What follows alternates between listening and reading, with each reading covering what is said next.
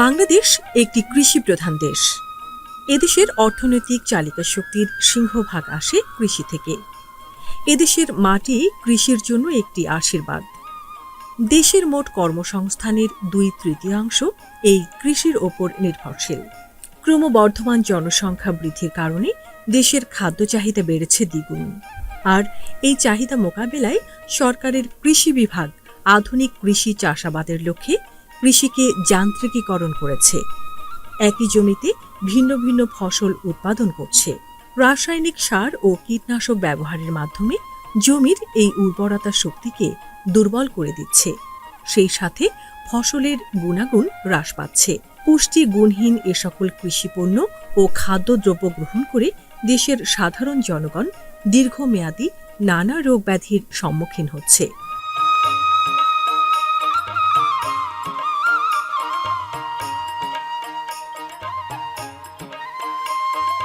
সবাইকে প্রীতি ও শুভেচ্ছা জানিয়ে শুরু করছি কৃষি বিষয়ক তথ্যভিত্তিক অনুষ্ঠান অর্গানিক ও জীবন। মূলত এই অনুষ্ঠানের মাধ্যমে আমরা দেশের বিভিন্ন অঞ্চলের কৃষক ও খামারিদের অর্গানিক বা প্রাকৃতিক উপায়ে চাষাবাদ পদ্ধতি সম্পর্কে বিস্তারিত তুলে ধরার চেষ্টা করি। দর্শক, আজ আমরা এসেছি ব্রাহ্মণবাড়িয়া জেলার আখাউড়া উপজেলার বনগজ গ্রামে। এখানে আমরা দেখব বিভিন্ন কৃষকদের বিভিন্ন ধরনের কৃষি ক্ষেতের অর্গানিক বা প্রাকৃতিক উপায়ে চাষাবাদ পদ্ধতি সম্পর্কে জানবো এবং তাদের সাথে কথা বলে তাদের মোটিভ বা তারা কেন এই অর্গানিক উপায়ে চাষাবাদ করছেন সেই সম্পর্কে বিস্তারিত কথা শুনবো তাদের মুখ থেকে। চলুন শুনে আসি।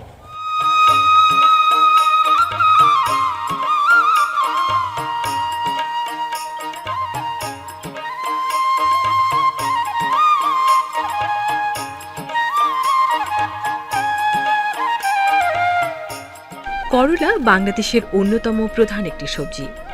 স্বাদে তিক্ত হলেও বাংলাদেশের সকলের নিকট এটি প্রিয় সবজি হিসেবে পরিচিত। করলায় মূলত 1.0 থেকে 2.0 ভাগ আমিষ, 20 থেকে 23 মিলিগ্রাম ক্যালসিয়াম, 1.8 থেকে 2.0 মিলিগ্রাম লৌহ এবং 88.96 মিলিগ্রাম খাদ্যপ্রাণ সি থাকে। উষ্ণ ও আর্দ্র আবহাওয়ায় করলা ভালো জন্মে। অতিরিক্ত বৃষ্টিপাতে করলা পরাগায়নে বিঘ্নিত হয়। সব রকম মাটিতে করলা চাষ করা যায়, তবে জৈব সার সমৃদ্ধ দোআঁশ মাটিতে ও বেলে দোআঁশ মাটিতে এই সবজি ফসলটি ভালো হয়। দর্শক, আমরা এখন আছি একটি করলা ক্ষেতে, যাকে উস্তাও বলা হয়। এখানে দেখতে পাচ্ছি আমরা অনেক কৃষক একটা একটা করে করলা তুলছেন এবং করলাগুলো দেখতে আসলে একটু অন্যরকম। যেভাবে আমরা বাজারে যা দেখি তার চেয়ে একটু আলাদা। তো আমরা এখন আসলে এই করলার চাষাবাদ পদ্ধতি সম্পর্কে বা সমস্ত কিছু নিয়ে বিস্তারিত আলোচনা করব। চলুন কথা বলি কৃষকদের সাথে। ভাই, কেমন আছেন? আসসালামু আলাইকুম। ওয়ালাইকুম আসসালাম। ভালো আছেন ভাই? কি করছেন? এখানে করলা তুলছেন, তাই তো? এই যে বিশাল বড় করলা ক্ষেত দেখতে পাচ্ছি, এটা কতটুকু জমির উপর এই করলা ক্ষেতটা আপনি করেছেন? 30 শতক। 30 শতক জায়গার মধ্যে এই করলা ক্ষেতটা উনি করেছেন। এখানে কি শুধু করলাই আছে নাকি আরো অন্যান্য সবজিও আছে? ধান হেত আছে, সরিষা হেত আছে, হীরা হেত আছে, মিষ্টি কুমড়া হেত আছে। আচ্ছা, দেখতে পাচ্ছি খুবই হৃষ্টপুষ্ট করলা। তো এই করলা চাষ করতে আপনি কি কোনো রাসায়নিক সার ব্যবহার করেছেন নাকি অন্য কিছু ব্যবহার করেছেন? রাসায়নিক সার আমি করছি না, এটা আমাকে মানুষ এটা নিতে খাইতে চানা বালা ফানা মনে আমি জৈবিক সারটা করছি। মনে আমার জিনিসটা বালাটা কালার বালাতে জিনিসটা দেখতে সুন্দর লাগে, এর লেগে আমি জৈবিক সার আমি কৃষি করছি। তার মানে আপনি রাসায়নিক সার ব্যবহার না করে আপনি জৈব সার ব্যবহার করার মাধ্যমে এই ফসল উৎপাদন করেছেন। খুবই ভালো, এটা স্বাস্থ্যগত মানও সুরক্ষিত থাকে। আচ্ছা, আপনি এখানে কি কীটনাশক ব্যবহার করেছেন, কি রকমের? মনে আমি কোনো ওষুধ বড়ি ব্যবহার করতেছি না, আমি কি তো সার দিয়ে না, আমি সার দিচ্ছি বাদে আমার কোনো পোক টোকা ধরছে না। ভাই, এই যে বিশাল করলা ক্ষেত এবং দেখলাম যে বস্তা বস্তা করলা তোলা হচ্ছে, এগুলা বাজারজাত কিভাবে করছেন? বাজারজাতকরণ সম্পর্কে একটু বলেন। মনে এখানে ব্যাপারী আসে। আচ্ছা, ব্যাপারী আসলে আমরা একবার নিয়ে যা। আচ্ছা, নিয়ে গেলে আমার দরজিঙ্গা কত করে কিলো? 30 টাকা কেজি বেশি। 30 টাকা কেজি করে বিক্রি করতেছেন? 1200 টাকা মন। 1200 টাকা মন, 30 টাকা কেজি বিক্রি কিনা হইতাছে। আচ্ছা, তাহলে আপনার কি মনে হয়, আপনি কি অর্থনৈতিকভাবে স্বাবলম্বী হতে পারছেন? জি, মনে এমনি লাভবান বেশি না, মোটামুটি আছি লাভবান। হ্যাঁ, মোটামুটি লাভবান আছি, আপনার আছি মোটামুটি লাভবান হই। কিন্তু অর্গানিক ভাবে আপনি আসলে দর্শক উনি গুরুত্ব দিয়েছেন আসলে সুস্বাস্থ্যের উপরে। আমরা যেটা দেখতে পাচ্ছি উনি বেশি লাভবান হচ্ছেন না, হয়তো জরুরি পদক্ষেপ নিলে বা যদি ব্যবসায়িক ক্ষেত্রে কাজে লাগানো যায় তাহলে হয়তো বা লাভবান করে দেওয়া সম্ভব, কিন্তু ওনার মোটিভ হচ্ছে উনি মানুষকে সুস্বাস্থ্য নিশ্চিতকরণের জন্য অর্গানিক উপায়ে এই করলা সহ অন্যান্য ফসল চাষাবাদ করছেন। অনেক ধন্যবাদ আপনাকে। দর্শক, আমরা এতক্ষণ ছিলাম একটি করলা ক্ষেতে, চলুন আমরা ঘুরে আসি অন্য কোনো ফসলের ক্ষেত থেকে যেখানে অর্গানিক উপায়েই চাষাবাদ করা হচ্ছে।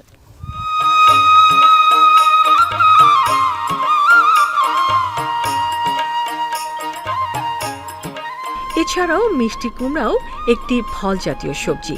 এটি অনেকে মিষ্টি লাউও বলে ডাকে। এই মিষ্টি কুমড়ায় রয়েছে vitamin A O Vita carotene. প্রধানত তরকারি হিসেবে এটি ব্যবহার করা হয়। এটি খেতেও মিষ্টি স্বাদযুক্ত। আখাউড়া উপজেলার বনজ গ্রামে মাঠের পর মাঠ কৃষকেরা ক্ষীরা ও মিষ্টি কুমড়া চাষ করছে অর্গানিক উপায়ে।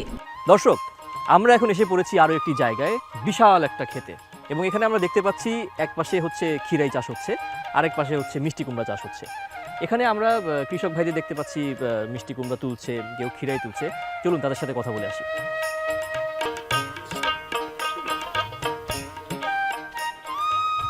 চাচা, জি কেমন আছেন? ভালো আছে। কি আনলেন এটা? ওরে বাবা, মিষ্টি কুমড়া। বিশাল মিষ্টি কুমড়া, জি পুরা মানে পুষ্টিকর, দেখেই মনে হচ্ছে আমি এখনই কেটে খেয়ে ফেলি কাঁচা। তো চাচা, এই যে মিষ্টি কুমড়া, এটা এখানে রাখি, হ্যাঁ জি রাখি। আপনার সাথে একটু কথা বলি, হ্যাঁ, বল। গল্প করি আমরা। এই যে বিশাল ক্ষেত, আপনার কোনটা, মানে মিষ্টি কুমড়া ক্ষেত? মিষ্টি কুমড়া হেতো আছে, খিরি খাতো আছে, দুইটাই আপনার? দুটোই আমার। ওরে বাবারে, 120। আচ্ছা, এই যে মিষ্টি কুমড়া দেখতে পাচ্ছি, খুবই হৃষ্টপুষ্ট মিষ্টি কুমড়া, তো এই যে এটা নিয়েই বলি যে কিভাবে শুরুটা করলেন, কিভাবে আপনি যে প্রাকৃতিকভাবে চাষাবাদ করবেন? প্রথম মনে করেন এই কাতি মাস আসছে পরে বড় ট্রাক্টর আছে, আর ট্রাক্টর দিয়ে আল চোয়াইছি, মানে চারটা পাঁচটা শ্বাস, কোনো চারটা কোনো 5টা দেওয়া দিয়ে আপনার শ্বাস করছি। শ্বাস করার পরে জার করছি, গুল গুল করে জার কইরা ফেনা ফসাইয়া, আর আপনার আপনার গরুর গোবর আছে না, এই যে মিশাইছি, মিশাইয়া আপনার জারে এরম পাতলা পাতলা করে দিয়া মনে করেন ইয়া করছি, দিছি। দিয়া সেরা পরে 3 দিন পরে দানাটা লাগাইছি। আচ্ছা, যেন 3 দিন পরে দানাটা লাগাইছি, মাটিটা যখন মিশা যখন ইয়ে সারছে, তখন 3 দিন পরে দানাটা লাগাইছি। লাগানোর পরে গাছ উঠছে, উঠটা যখন এরম এরম গাছ হয়ে সারছে, তখন আপনার ইয়া দিছি, কুদ্দু পানি দিছি। আচ্ছা, পানি দেওয়ার পরে গাছটি আস্তে আস্তে বড় হয়েছে। বড় হওয়ার পরে আপনার আগালইয়া আল্লাহ মিলে ফল ধরে, তখন আগালইয়া যখন পড়ছে, তখন ফুল আইছে, গাছে ফুল হওয়ার পরে তখন ফল ধরা আরম্ভ হয়েছে। আমি তো আর কোনো সার মার কোনো দিছি না, না কোনো সারই দিছি না। সার মনে করেন দিছি না। এবং আমি এটা দিয়ে আমি আরো আগেও করছি, করার পরে আমি ফল পাইছি। এই গ্যাস এবার আমি করছি, করার পরে এই গোবর দিয়ে আর ইয়া যখন বানাইয়া ফেনা দিয়া ফসাইয়া যখন করছি, তখন আমি ফল পাইছি ভালো। এই কারণে এই বছরও আমি এই মানে আপনি প্রাকৃতিকভাবেই চাষাবাদ করতেছি। আজ মনে করেন 15-20 বছর ধরে আমি ইয়া করতেছি, চাষ করতেছি। করার ভিতরে আমার এই দিয়ে আমি করি। আচ্ছা, একটা মিষ্টি কুমড়া এই প্রাকৃতিক ভাবে যদি আপনি চাষ করেন তাহলে কত কেজি হতে পারে? মনে করেন এইবার তো মেঘ বৃষ্টি হয়েছে না, মেঘ বৃষ্টি হইলে একটা 5 KG 7 KG 8 KG 10 KG 10 KG 15 কেজিও 15 কেজিও হয়। ওরে বাবা, বড় হইলে মনে করেন মেঘ পানি যদি এবার মেঘ পানি হয়েছে না, যদি মাঝে একটা মেঘ হয়ে যেত, আপনার একটা 15 কেজি 10 কেজি, নিচে 5 কেজি। আচ্ছা, আনলে 10 কেজি 15 কেজি একটা কুমড়া। ক্ষীরা আমাদের সবার নিকট অতি পরিচিত একটি ফসল। সাধারণত শীতকালে ক্ষীরার বেশি উৎপাদন হয়ে থাকে। অর্গানিক উপায়ে ক্ষীরা মানব স্বাস্থ্যের জন্য অত্যন্ত পুষ্টিকর ও সুস্বাদু। পারিবারিক জীবনে যে কোনো খাবারের জন্য সালাদ হিসেবে ক্ষীরার প্রয়োজন হয়ে থাকে। চাচা, এই ক্ষীরাই চাষ সম্পর্কে কিছু বলেন তো, কিভাবে শুরু করলেন? ক্ষীরা মনে করেন আমরা চইছি, বুঝলেন, শ্বাস করছি, শ্বাস করে সেরা 3টা শ্বাস করছি। 3টা শ্বাস করার পরে এরপর আপনার ওই গোবর আইনা এত ছিটাই দিছি, ছিটাই দিয়ে সেরা আবার শ্বাস করছি। হ্যাঁ, আবার শ্বাস করছি। আবার শ্বাস করার পরে তখন এই দানা লাগাইছি। আচ্ছা, দানা লাগানোর পরে দানা গাছ উঠছে। গাছ উঠার পরে আস্তে আস্তে মনে করেন নেড়ে দিছি। এত নেড়ে দেওয়ার পরে গাছ আল্লাহ দিলে বাড়া শুরু করলো। হ্যাঁ, তাহলে আপনার এখানে যতগুলো ক্ষীরাই আছে, এগুলো কি আপনি সবগুলো একসাথে তুলবেন? না না না না, আপনার কয়টা করে তোলা 3 দিন পরে 3 দিন পরে যখন এটা বড় 3 দিন পরে একটা ফাড়া দিই। 3 দিন পরে একটা ভাড়া দেই আমি। আচ্ছা 3 দিন বুঝলি পরে না? পরে হচ্ছে আপনি একটা করে হ্যাঁ ভাড়া দিই, ভাড়া দিয়ে ভাড়া সব দেন, একটা ভাড়া দিয়ে সেটা বাজারে নিয়ে বিক্রি করি। কয় কেজি করে আপনি 3 দিন পর মানে পর 3 দিন তোলেন? পরে মনে করেন 4 মন 5 মন 4 মন 5 মন 3 দিন, তুলি। প্রতি 3 দিন পর পর পরে 4 মন 5 5 মন মন। তুলি। আচ্ছা তুলি মনে করেন তিল্লা নিয়ে বাজারে নেই, বাজারে নিয়ে মনে করেন বিক্রি করি। আচ্ছা, লাভ হচ্ছে। হ্যাঁ লাভ হইতেছে। যাক আলহামদুলিল্লাহ, এটাই আপনার দোয়া হোক, আলহামদুলিল্লাহ ভালো আছি। স্কোয়াশ বা কুচা, যা আরব দেশের একটি জনপ্রিয় সবজি হিসেবে পরিচিত। আমাদের দেশে বিভিন্ন অঞ্চলে কৃষকেরা এটাকে কুচা বলে ডাকে। তুলনামূলকভাবে কম উর্বর জমিতে এবং চরাঞ্চলে কুচা বা স্কোয়াশের চাষাবাদ বেশি হয়ে থাকে। মূলত জৈব পদার্থ সমৃদ্ধ দোআঁশ বা এঁটেল দোআঁশ মাটিতে এর ফলন ভালো হয়। সবজিটি মানব দেহের বিভিন্ন রোগ প্রতিরোধে গুরুত্বপূর্ণ ভূমিকা রাখছে। বিশেষ করে ডায়াবেটিস ও ক্যান্সারের মতো রোগ প্রতিরোধে কুচা বা স্কোয়াশ সবজি হিসেবে আমাদের খাদ্য তালিকায় রাখতে পারলে রোগীরা উপকৃত হবেন। কোচা ক্ষেত, চমৎকার কোচা ক্ষেত। আমার মনে হয় আমি আগে কখনো দেখি নাই কোচা ক্ষেত কেমন হয়। আচ্ছা এইটাই কোচা, তাই না? দর্শক দেখতে পাচ্ছেন, এই হচ্ছে মানে অ্যারাবিক মরুভূমির প্রজাতির একটি ফসল বা ফল যাই বলেন, সবজি, সেটা হচ্ছে কোচা। ইউরোপে যেটা জ্যাকিউ নামে পরিচিত, আর ইংলিশে বলে স্কোয়াশ। এটা এমন একটি সবজি যাতে রয়েছে প্রচুর পরিমাণ vitamins, beta lutein, beta carotene এবং ম্যাঙ্গানিজ। আপনারা জানেন বিটা লুটেইন হচ্ছে চোখের দৃষ্টিশক্তি বাড়াতে সাহায্য করে, আর ম্যাঙ্গানিজ হাড়ের গঠনে সহায়তা করে। ভাই এই যে এত মানে উপকারী একটা সবজি, এটা আপনি চাষ করছেন, এটা মানে এটাই চাষ করতে হবে, এটা মাথায় এলো কীভাবে? ভাই এটা তো হাইতে ভালো, বা ডায়াবেটিস রোগীরা গিয়া এটা হাইতে ভালো, টিভিতে শুনছি, এই কারণে করছি আমি। আচ্ছা আচ্ছা, মানে উনি টিভিতে দেখেছে এর আগে, দেখে উৎসাহিত হয়ে এই আরব প্রজাতির একটা ফসল, এটা উনি বাংলাদেশে নিজ দায়িত্বে অর্গানিকভাবে চাষ করছে। আচ্ছা, অর্গানিকভাবে এই কোচা চাষের পদ্ধতি বা কিভাবে চাষ করা যায় এই সম্পর্কে একটু বলেন। এটা প্রথম আমি জমিনটারে চাষ করছি, চাষ করে আপনার আলে এই লাইন সিধা করে দৌড় দিয়ে আপনার সিধা করে আলি গুঞ্জে দিছি, দিয়া সার গোবর কীটনাশক সার মারে দিয়া আপনার করছি। এটি 1 মাস পরে আপনার ফলন আসে, আসলে অন্যতে আরও আমার ফলন ছোটো রয়েছে, আরও বড় হইব। বড় হইলে বাজারতে মানুষে আয়া, বিভিন্ন জায়গাতে লোকে আয়া কিনা নিতেছে। মানুষেরও আপনার সস্তায় আমি বিক্রি করতেছি, মানুষে হাইয়া উন্নত পাইলে বা এটার স্বাদ পাইলে ভবিষ্যতে করতে পারলে বা আমরা এটার উন্নত আরও বেশি পাবো। আচ্ছা, এই যে কোচা, এই কোচাটা কিভাবে রান্না করে? আপনার এটা যে আমরা হাইতেছি লাগাইতেছি তরকারি, এই মধ্যে তরকারি মাছ টাছ দিয়ে রান্ধতে হাইতে পারবেন, বা মাছ দোয়াইতে পারবেন, দোয়াইতে পারবেন, মুরগ দোয়াইতে পারবেন, সব স্বাদ এটা। আচ্ছা, এক একটা কোচা গাছে কয়টা করে কোচা ধরে? ভাই অনেকটি আসে, প্রায় 15-20টার মতন কোচা আসে। ওই দেন না, হ্যাঁ ওই দেন না, গিরা আসে রয়েছে। দর্শক, এই সেই কোচা আপনারা হয়তোবা ইউটিউবে দেখেছেন বা অনেকে সশরীরেই দেখেছেন যারা অ্যারাবিয়ান কান্ট্রিতে থাকেন বা ইউরোপে যারা থাকেন। এই কোচা এমন একটি উপকারী সবজি যা কিন্তু ক্যান্সার পর্যন্ত প্রতিরোধ করতে পারে, কারণ এতে আছে প্রচুর পরিমাণে ফাইবার বা আঁশ। দর্শক, আখাউড়া উপজেলার যেসব কৃষক দর্শক আছেন আমার, তারা এই ভিডিওটি দেখেছেন এবং তারা যদি নিজ উদ্যোগে এই কোচা চাষ করতে চান, তারা এখানে জলিল ভাই আছেন অথবা আরও কৃষি কর্মকর্তারা আছেন, তাদের সবার পরামর্শ গ্রহণ করতে পারেন এবং আপনারাও নিজ উদ্যোগে এই কোচা সবজি চাষ করতে পারেন।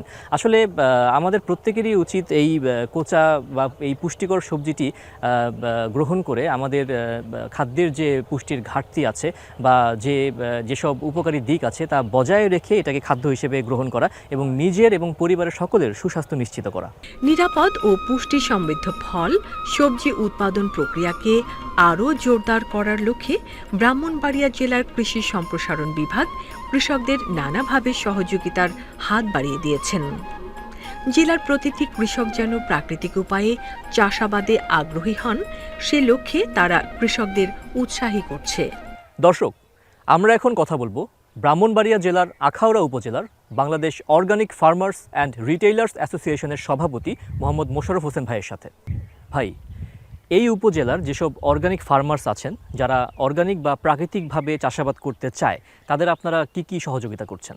আমরা সরকারি কৃষি কর্মকর্তার সাথে যোগাযোগের মাধ্যমে কৃষকদেরকে উন্নত মানের বীজ, জৈব সার এবং বালাইনাশক ওষুধ সরবরাহ করার চেষ্টা করতেছি। মূলত যে কারণটা আমাদের এখানে, আমরা রাসায়নিক সার ব্যবহার করে কৃষকরা, এবং সঠিক কোনো বীজ বা সঠিক কোনো বালাইনাশক ওষুধ এখানে লোকাল থেকে সরবরাহ করা যায় না, পাওয়া যায় না, যার পরিপ্রেক্ষিতে কৃষকে ক্ষতিগ্রস্ত। এই কারণেই কৃষকদেরকে আমরা অনুপ্রাণিত করতেছি যাতে জৈব সার ব্যবহার করার মাধ্যমে কৃষক উপকৃত হয়, এবং এ ব্যাপারে সরকারের সহযোগিতা আমরা যাতে পাই। যারা জৈব সার ব্যবহার করে বা সঠিক বীজ এবং বালাইনাশক ওষুধ সঠিকভাবে পাওয়ার পর যে সমস্ত কৃষক উপকৃত হচ্ছে, পরবর্তীতে যারা নতুন আছে এরাও এই ব্যাপারে উৎসাহিত, এবং এরাও চাচ্ছে যে এরকম এই সদস্যের, এই কোম্পানির সদস্য হওয়ার মাধ্যমে যাতে সঠিক বীজ এবং সঠিক এই জৈব সার এবং বালাইনাশক ওষুধটা সঠিকভাবে, মানে আসল যে জিনিসটা যারা যেন সরবরাহ করতে পারে। সার ব্যবহার করলে যেই রোগ হয় বা রোগবালাই হয়, এর থেকে মানুষ মুক্ত পাবে। অর্গানিক উপায়ে কৃষকদের উৎপাদিত সবজি ও ফল বাজারজাতকরণ ও ন্যায্য মূল্য প্রদানের লক্ষ্যে আখাউড়া উপজেলার কৃষি বিপণন কর্মকর্তাগণ কৃষকদের ফসলের যাতে করে ন্যায্য মূল্য পেতে পারেন সেই লক্ষ্যে উপজেলার সকল কৃষকদের মাঝে সচেতনতা বৃদ্ধি ও পরামর্শ প্রদান করে থাকেন। আমরা কৃষি বিপণন অধিদপ্তর থেকে যারা অর্গানিক ওয়েতে বা গ্যাপ মাধ্যমে বা অন্য কোনো ওয়েতে যা ফসল উৎপন্ন করে থাকে, আমরা তাদেরকে উৎসাহিত করি। এমনকি এগুলোতে বাজারজাতকরণ করাতে আমরা সর্বোচ্চ সহযোগিতা করার জন্য প্রস্তুত আছি। এমনকি আমরা বাংলাদেশে বর্তমানে যে পণ্যগুলো খাচ্ছি, আমরা অধিকাংশই অর্গানিক ওয়েতে না।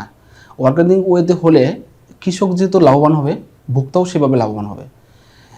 কৃষক তার অল্প জমিতে যদি অর্গানিক ওয়েতে ফসল চাষ করে, তাহলে কৃষক যেমন অল্প দামে কম খরচে আর কি প্রোডাক্টটা উৎপন্ন করতে পারবে, সেমনি প্রোডাক্টের উৎপাদন খরচ কম হলে তার লাভবান বেশি হবে। সম্মিলিত প্রচেষ্টায় আমরা সর্বোচ্চ চেষ্টা করব এই অর্গানিক ওয়ে ব্রাহ্মণবাড়িয়া জেলায় শাকসবজি ফসল উৎপাদিত হচ্ছে, সেই ফসলগুলোকে আমরা বাজারজাতকরণ করে এমনকি রপ্তানি করে সারা বিশ্বে রপ্তানি করতে সর্বোচ্চ সহযোগিতা করব বলে আশ্বাস দিচ্ছি। এই আর্থিকভাবে বেনিফিট হলে কৃষকরা যেমন উৎসাহিত হবে, এবং তাদের দেখে পার্শ্ববর্তী যারা আরও কৃষক আছে তারাও উৎসাহিত হবে, এবং অর্গানিক এবং গ্যাপ বিভিন্ন মাধ্যমে আমাদের ফসল উৎপাদিত হবে। তাহলেই ব্রাহ্মণবাড়িয়া জেলা একটি উৎপাদনশীল জেলাতে রূপান্তরিত হবে ইনশাল্লাহ। ব্রাহ্মণবাড়িয়া জেলার উত্তর চরাঞ্চলের শত শত বিঘা জমি জুড়ে রয়েছে বিভিন্ন সবজি ফসলের মাঠ। এলাকার কৃষকেরা রাসায়নিকভাবে চাষাবাদে আর উৎসাহী না হয়ে জৈব সার ও জৈব বালাইনাশক ব্যবহার করে উৎপাদন করছে সবজি ও ফলমূল। জেলা কৃষকদের বিভিন্ন সহযোগিতা করে চলছে। লক্ষ্য একটাই, নিরাপদ খাদ্য ও সবজি উৎপাদন। বাংলাদেশও সারা বিশ্ব খাদ্য নিরাপত্তার জন্য খাদ্য উৎপাদন বৃদ্ধির উপর প্রথম জোর দেওয়া হয়েছে। পরবর্তীতে পুষ্টির বিষয় চিন্তা করে, পুষ্টিভিত্তিক খাদ্য নিরাপত্তার বিষয় চিন্তা করে সারা বিশ্বই এই বিষয়ে জোর দিচ্ছে, এবং বাংলাদেশও এর সাথে আমরা পুষ্টিভিত্তিক খাদ্য নিরাপত্তার জন্য আমরা কৃষি সম্প্রসারণ অধিদপ্তর কাজ করেছি। বর্তমান সময়ের প্রেক্ষাপটে বিভিন্ন কেমিক্যালের ক্ষতিকর প্রভাব চিন্তা করে আমরা এখন আমাদের যে বিষয় চেঞ্জ করছে, আমাদের এখন হলো পুষ্টিভিত্তিক নিরাপদ খাদ্য নিশ্চিতকরণে আমরা কৃষি সম্প্রসারণ অধিদপ্তর কাজ করছি। আমাদের পূর্বে দুইটা প্রকল্প ছিল, আইপিএম, পরবর্তীতে আইএফএমসি বা আইসিএম। এই দুইটা প্রকল্পের মাধ্যমে আমাদের বিভিন্ন উপজেলায় ব্লক পর্যায়ে কৃষককে বিভিন্ন প্রায় 15টা সেশনের মাধ্যমে হাতে কলমে কিভাবে নিরাপদ ফসল উৎপাদন করা যায় প্রশিক্ষিত করা হয়েছে। বর্তমানে পার্টনার প্রকল্পের আওতায় আমাদের প্রতিটা উপজেলায় ব্রাহ্মণবাড়িয়া জেলায় আপনার 25 জন করে কৃষককে গ্রুপ ভিত্তিক এই বিষয়ে প্রশিক্ষণ দেওয়া হয়, হাতে কলমে বিভিন্ন ফসলের নিরাপত্তার উপরও। আর এখানে বিশেষ করে আমরা মাটির স্বাস্থ্য সুরক্ষার জন্য জৈব সার, এই জৈব সারের উপর আমরা জোর দিচ্ছি। আমরা আমাদের মাঠ পর্যায়ে উপসারী কৃষি কর্মকর্তা, আমাদের যে স্কুল আছে, স্কুল ছাড়াও আমাদের বিভিন্ন মাঠ দিবস প্রশিক্ষণ প্রতিটা সবাই আমরা নিরাপদ খাদ্যসহ জৈব সারের ব্যবহার বৃদ্ধি এই বিষয়গুলোর উপরে আমরা জোর দিচ্ছি। এছাড়াও আমরা কৃষককে এ বিষয়ে উদ্বুদ্ধ করছি যে কীটনাশকের ক্ষতিকর প্রভাব মুক্ত রাখার জন্য নিরাপদ খাদ্যের নিশ্চিতকরণের লক্ষ্যে তারা যারা কীটনাশকের যে ক্ষতিকর প্রভাব, যে একটা অপেক্ষামান সময় আছে, এই অপেক্ষামান সময় বাদ দিয়ে তারা যাতে মার্কেটিংটা করে, যাতে মানুষের ক্ষতিকর প্রভাবটা না পড়ে, মানুষের স্বাস্থ্যহানিটা না হয়।